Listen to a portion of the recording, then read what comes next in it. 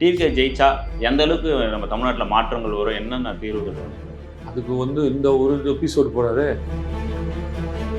நான் பார்த்த கிராமங்கள் வரைக்கும் 2 பேர் ஃபோட்டோ பார்த்தேன், 2 பேர் போர்டு. அதில் விஜய் நான் போர்டு வந்துச்சு. அப்போ எனக்கு என்ன தோணுச்சு அப்படின்னா, இவர் வந்தால் நல்லா இருக்கும்ன்றதுக்காக இவரை போய் நம்ம பார்க்குறோம். பார்ட்டிகள் இவங்க ஒரு 80% வரைக்கும் நாங்கள் அதை சரி பண்ணிட்டோம் அப்படின்னாங்க. 95% கரெக்டாக சொல்லணும். அதான் நாங்கள் ஒரு போராட்டம் ஆரம்பிக்கலான்னு இருக்கோம். சென்னையில் விவசாயம் அப்படின்னு சொல்லிட்டு இந்த மழை நீர் தேங்கி ரோடெல்லாம் பாட் ஹோல்ஸ் இருக்குல்ல, அங்கே நாற்று நடலாம் அப்படின்னா ஒரு காவல்துறை அவ்வளோ பெரிய பள்ளத்தை மூடுது மழையில் நின்றுக்கிட்டு. பிரபல ஒரு சேனல், நியூஸ் சேனலில் போட்டாங்க. அது வண்டியில் அடித்து அந்த பள்ளத்தில் உளுந்தே கீழே விழுந்துருக்காங்க.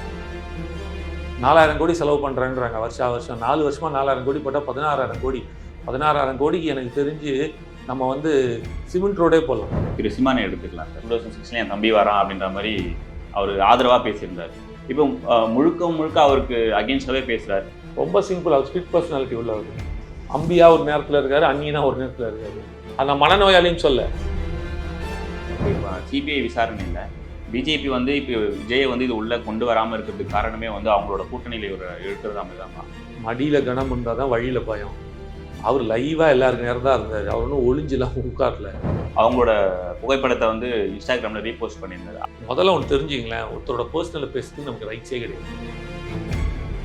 இப்போ இல்லை சார், டெலீட் பண்ணி ஷேர் பண்ணல என்ன தப்புன்னு கேட்கு. அது என்ன, அது இல்லீகலா? நடிகர் அஜித்தோட ஆதரவு விஜய்க்கு இருக்கும். அவர் தாங்க முதல் ஓட்டு போட போறாரு. அது ஏன் அஜித்தோட ஆதரவு விஜய்க்கு இருக்கும்னு எதுக்காக இல்லை? நான் ஒரு படி மேலே போய் சொல்றேன். அஜித் சார் விஜய் நாங்க தான் வாக்களிப்பார். முதல் வாக்கு தாவேகாவோட 2026 தாவேகாவோட முதல் வாக்கு அஜித் சார் போடுவார். நான் எழுதி தரேன்.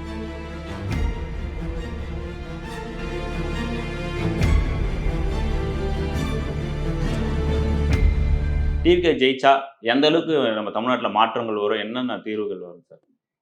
அதுக்கு இந்த ஒரு எபிசோடு போடாது.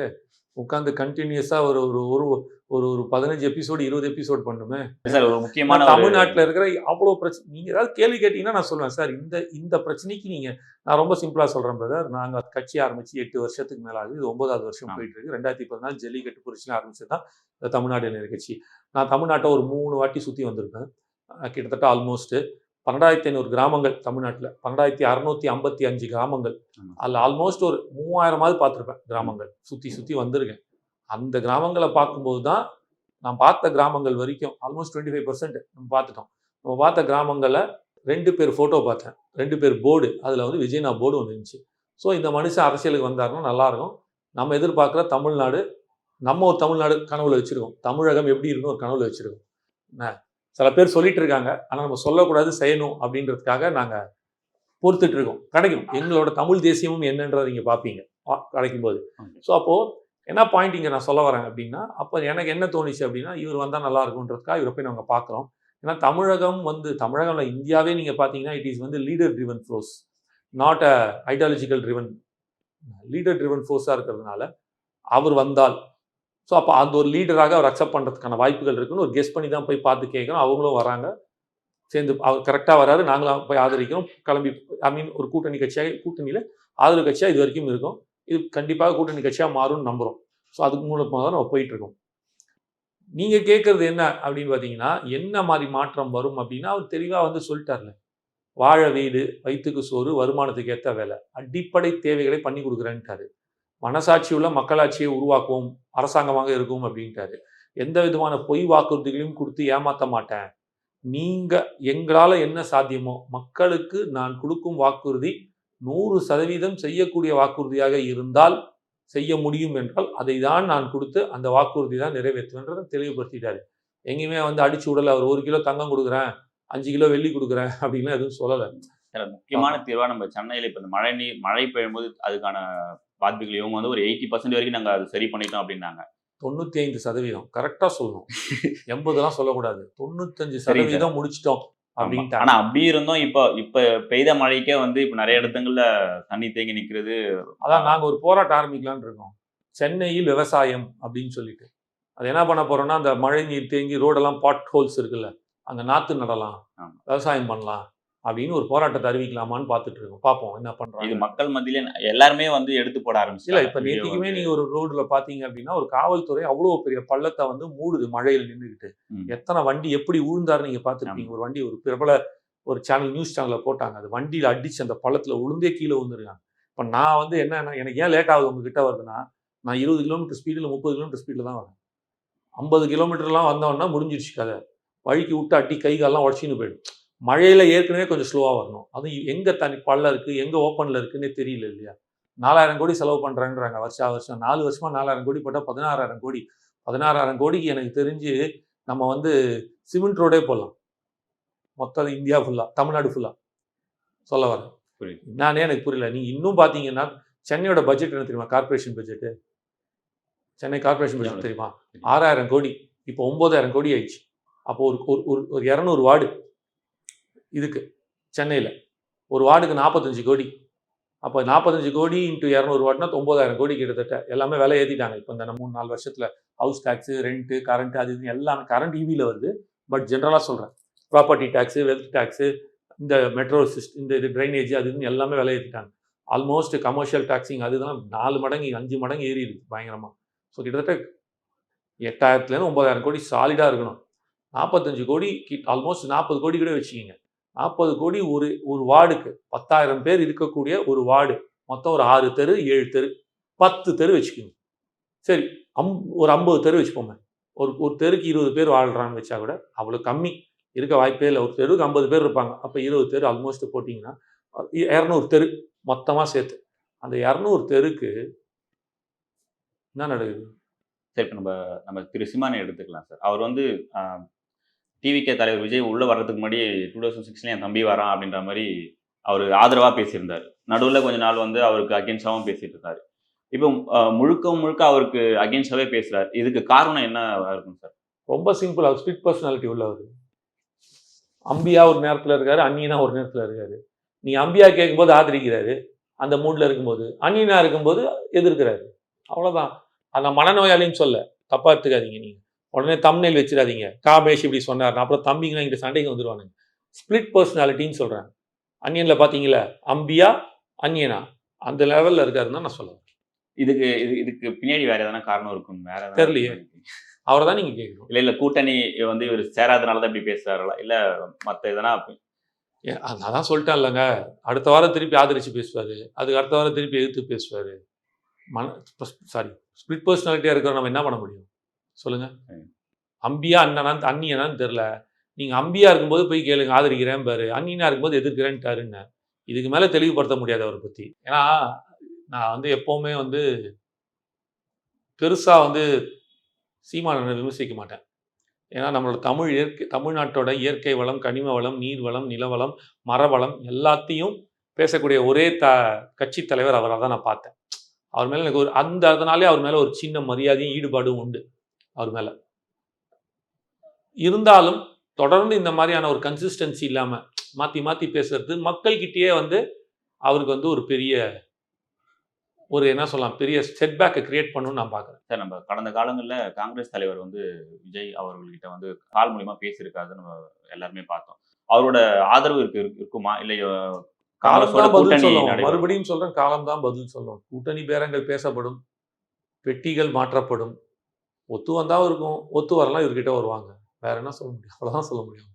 அவர் ஆட்சியிலையும் பங்கு, அதிகாரத்திலையும் பங்குன்னு அன்னைக்கே தெளிவுபடுத்திட்டாரு. உண்மையிலே தமிழ்நாட்டுக்கு நீங்க ஒரு நல்லது செய்யணும், ஒரு மாற்றம் கொடுக்கணும்னா இங்க வரணும். இவர் கூட இல்லாம அங்க உட்காந்துருக்கீங்கன்னா இவரை வச்சு அங்க பேரம் பேசுறீங்கன்னு தான் அர்த்தம். அது ஒன்றும் தவறும் கிடையாது. நான் பார்ப்பேன், நான் பொட்டி பத்தி பேசுறேன், சீட்டை பத்தி பேசிட்டு இருக்கேன். நாங்க இருக்கோம் அப்படின்னா நாங்களும் எவ்வளவு சீட் கிடைக்குமோ அவ்வளவு சீட்டுக்கு நாங்களும் போராடுவோம். எவ்வளவு கொடுப்பாங்கன்னு நமக்கு தெரியாது. பட் இவ்வளவு கொடுங்க அவ்வளவு கொடுங்க நாங்களும் கேட்போம். எல்லாருமே கேட்கறது தானே, அது நடக்குது.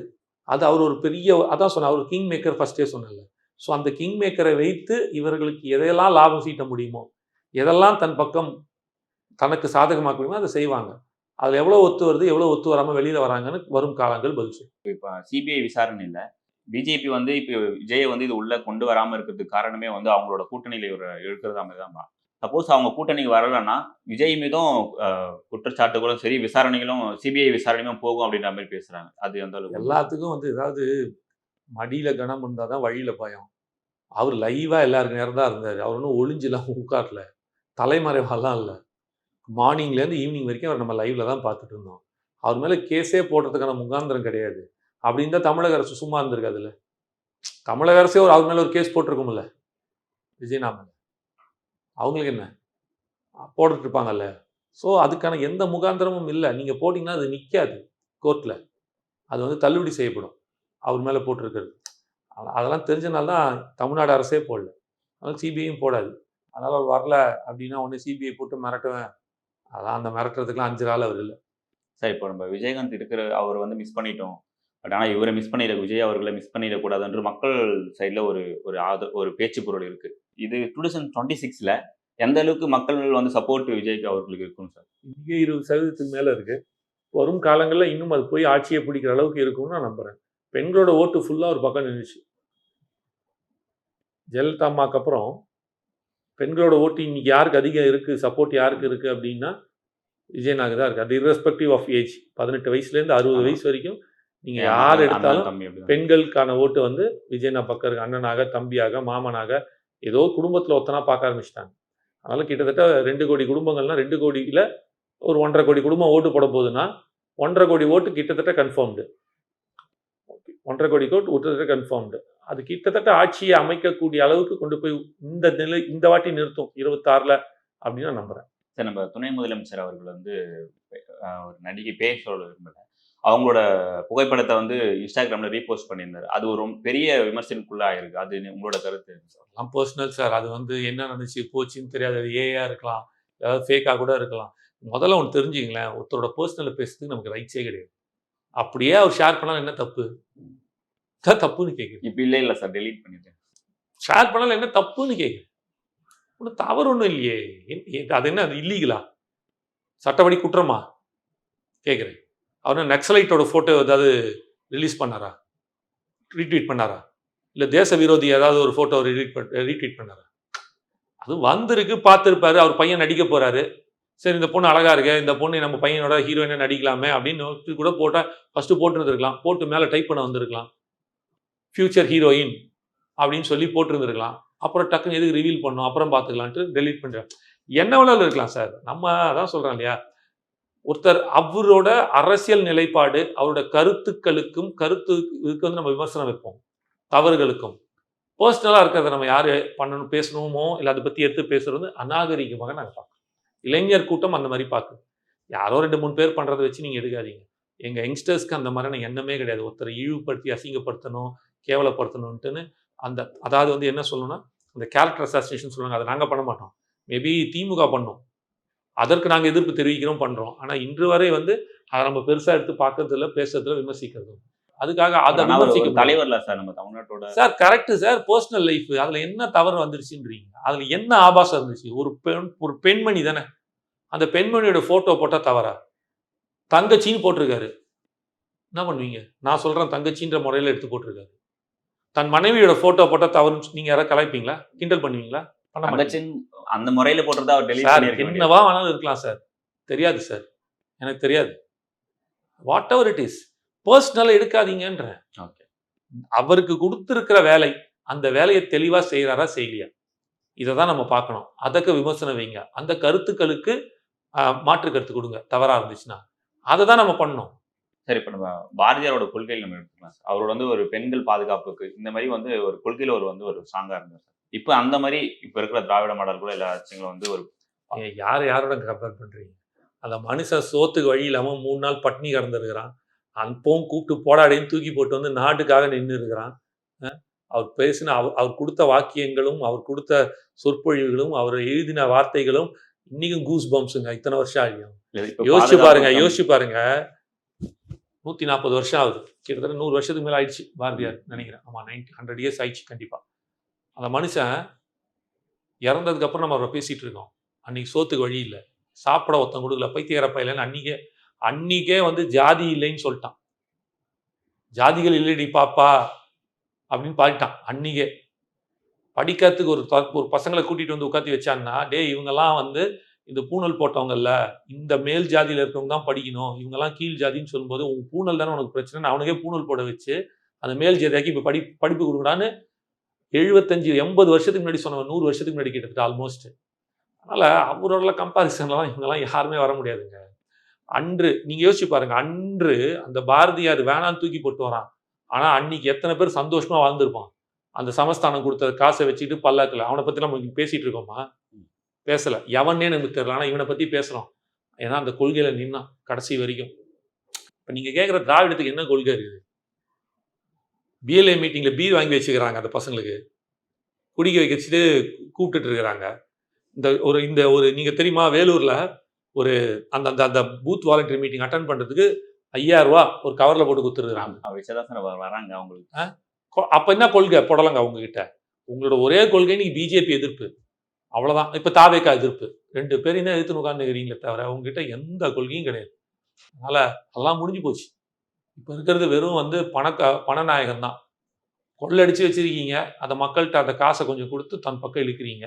இயலாமைனால அந்த மக்களும் வேற வழி இல்லாம அவங்க கிட்ட வந்து நிக்கிறாங்க. இதுதான் நடக்குதே தவிர வேற எதுவும் இல்லை. அதனால வந்து காந்தி, பாரதியார் நாங்க போராடிட்டு இருக்கோம். அந்த காலத்துல அவங்க எல்லாம் வெள்ளையனை வெளியேறதுக்காக போராடினாங்க. காந்தி, காந்தியார் எல்லாருமே காமராஜர்ல இருந்து எல்லாருமே வஉசில இருந்து. நாங்க வந்து கொள்ளையனை வெளியேற்றதுக்காக நாங்க போராடிட்டு இருக்கோம். மேபி ஒரு 50 வருஷம் கழிச்சு எங்களை பத்தியும் ஏதாவது வரத்துக்கான வாய்ப்பு இருக்கும்னு நம்புறோம். Okay sir. நடிகர் அஜித்தோட ஆதரவு விஜய்க்கு இருக்குமா சார்? அவர் தாங்க முதல் ஓட்டு போட போறாரு. இதை நான் ஏற்கனவே சொல்லியிருக்கேங்க. அது ஏன் அஜித்தோட ஆதரவு விஜய்க்கு இருக்குமான்னு எதுக்காக கேள்விங்க? இல்லை சார், இப்போ விஜய் ரசிகர்கள் வந்து எல்லாருமே வந்து தளபதியோட போட்டோ வச்சு நிறைய இல்லைங்க, நிறைய பசங்க ரசிகன் தளபதி தொண்டன்றாங்க. ஆமா, ஆரம்பிச்சிட்டீங்களா? நான் ஒரு படி மேல அவரோட ஆதரவு கண்டிப்பா நான் ஒரு படி மேல போய் சொல்றேன். அஜித் சார் விஜய்நாக்கு தான் வாக்களிப்பார். முதல் வாக்கு தாவேகாவோட 2026ல தாவேகாவோட முதல் வாக்கு அஜித் சார் போடுவார். நான் எழுதி தரேன், போடுவார். எந்த காரணத்துக்கு சொல்றேன்? என்னடா நீ எப்படா சொல்றேன்னு கேட்டேன்னா, ஒரு வியூகம், ஒரு கணிப்பு. 2 ரீசன். எப்பவுமே அஜித் சார் தான் ஃபர்ஸ்ட் வந்து ஓட்டு போட்டுருவார். அவரோட நீலாங்கரையில கொட்டிவாக்கத்துல இருக்கிற அந்த இடத்த சொல்லக்கூடாது, கொட்டிவாக்கத்துல அந்த பூத்ல போடுறாரு. 7 மணிக்கு ஸ்டார்ட் ஆகும் கரெக்டா. இவர் 6:58க்கு ஓட்டை போட்டு போயிடுவார், கிளம்பிடுவார். ஸ்டார்ட் பண்றது 2 நிமிஷம் முன்னாடியே இவர் மட்டும் வாக்களிச்சிருவார். எப்பவுமே 7 o'clockனா 7 o'clock இவர் போட்டுருவார். ஃபர்ஸ்ட் ஓட்டு இவர் தான் இருக்கும். நல்லா பாரு அந்த பூத், நாங்களும் ஃபர்ஸ்ட் அவர் தான் போடுவார். அதுக்கப்புறம் கிளம்பிடுவார், கூட்டம் இருக்கக்கூடாதுன்னு சொல்லிட்டு. அப்போ அவர் ஒரு ஜென்டில்மேன். புரியுதா? அவரை பத்தி ஏதாவது ஒரு விமர்சனம் இருக்கா? இல்ல. எப்படிப்பட்ட ஒரு மனுஷனா இருக்காரு? He is the first person எனக்கு தெரிஞ்ச வரைக்கும் நம்பர் 1ல தன்னோட சம்பளத்தை வாங்கிட்டு டாக்ஸ் பே பண்றாரு. நிறைய பேர் இருக்காங்க, பட் இன்று வரை அவர் அதை பண்ணிட்டு இருக்காரு. பெர்ஃபெக்ட் டாக்ஸ் பேயர், நம்பர் 1ல தான் எல்லாமே வாங்குறாரு அப்படின்றத சொல்றாங்க. அப்போ அவ்வளோ ஜென்டில்மேனா இருக்கிறவரு, நேர்மை, நாணயம், உண்மையா இருக்கிறவரு. அப்போ உண்மையாகவும் நேர்மையாகவும் நாணயமாக தானே ஓட்டு போடுவாரு. அவருக்கு இந்த குவாலிட்டி எல்லாமே விஜய்நாக்கு இருக்குல்ல. உள்ள வரும்போது ஃபர்ஸ்ட் டைம்ல வராரு, அவர் பண்ண முடியும்னு. அதை தாண்டி அவங்க 2 பேரும் நல்ல நெருங்கிய நண்பர்கள். அதற்காகவும் இந்த 2 குவாலிட்டியுமே அவர்கிட்ட இருக்கு. அவர் எதிர்பார்க்குற குவாலிட்டி. நண்பனையும் விட்டு கொடுக்க மாட்டாரு, அதுவும் ஒன்று வச்சுக்கலாம். இந்த சொன்ன இந்த டோ கால்டு ஜென்டில்மேன், ஒரு ஜென்டில்மேனா இருக்கிறதுக்காக தான் எப்படிப்பட்ட ஒரு மனிதர்ன்றது எல்லாருக்குமே தெரியும். ப்ரூவிங் அவரை பத்தின ஒரு சின்ன தவறான ஒரு சின்ன செய்தி கூட எங்கேயுமே போட முடியாது. சும்மா ஒரு பேச்சு கூட ட்ரால்ல வைக்க முடியாது. அவரை பத்தி அருமையில கூட இப்ப திருப்பதியில வந்து நான் சொல்ல வரேன். அவரை பத்தின ஒரு சின்ன ட்ரால் கூட, அந்த இஷ்யூ நடந்துச்சு, இங்க இப்படி அங்க இப்படி கோவப்பட்டார். ஒரு தன்னலமற்ற ஒரு தன்மானம் உள்ள ஒரு அழகான ஒரு மனிதர். The most gentleman I have ever seen பல நடிகைகள் சொல்லியிருக்காங்க. The most gentleman I have ever seen அப்படின்னு பல நடிகைகள் சொல்லியிருக்காங்க. அப்படிப்பட்ட ஜென்டில்மேன், நேர்மைக்கும் உண்மையா இருக்கிற மனுஷன், உண்மைக்கு தானே ஓட்டு போடுவாங்க, நேர்மைக்கு தானே ஓட்டு போடுவாங்க. அது தாவேகா பக்கம் இருக்குது, விஜய்நா பக்கம் இருக்குது. அதனால தான் மறுபடியும் சொல்றேன், தாவேகாவோட முதல் ஓட்டே விஜய்நாக்கு முன்னாடி அஜித் சார் அவருக்கு போடுவாருன்னு நான் சொல்லுவேன். சார், நீங்க எல்லா நேர்காணலையும் ஒரு இன்டர்வியூலையும் வந்து ஒரு திருக்குறள் சொல்லுவீங்க. எங்க நேர்களுக்காக அதாவது இது சொல்லணுமே அப்படின்றது சொல்லக்கூடாது. இருந்தாலும் அது வரும்போது தான் நம்ம ஒரு ஃப்ளோல சொல்லணும். இருந்தாலும் நான் இன்னொரு விஷயம் சொல்றேன், உங்களுக்காக சொல்றேன். தொகை சொல்லு தூவாத நீக்கி நகை சொல்லி நன்றி பயப்பதாம் தூது அப்படின்னு வள்ளுவன் சொல்லியிருக்கான். இது என்ன அப்படின்னா, இது ஏன் இங்க கேட்டதுக்காக நான் சொல்றேன் அப்படின்னா, மக்களிடம் நீங்கள் வந்து தூதுவன். நீங்கள் இந்த குறளோட அர்த்தம் என்ன அப்படின்னா, பயனுள்ள கேள்விகளை கேட்டு அதற்கு பதில் வாங்கி மக்களிடம் கொண்டு போய் சேர்க்கிறது தான் ஒரு நெறியாளரோட தூதுவன். அந்த காலத்துல தூதுவன் சொல்லுவாங்க. தூதுவனோட ஒரு அறப்பணி அப்படின்னு வள்ளுவன் சொல்லியிருக்கான். அந்த பணியை நீங்க சிறப்பா செஞ்சதுக்காக இந்த திருக்குறளை உங்களுக்கு நான் ஒரு இதுவா சொல்றேன். நன்றி.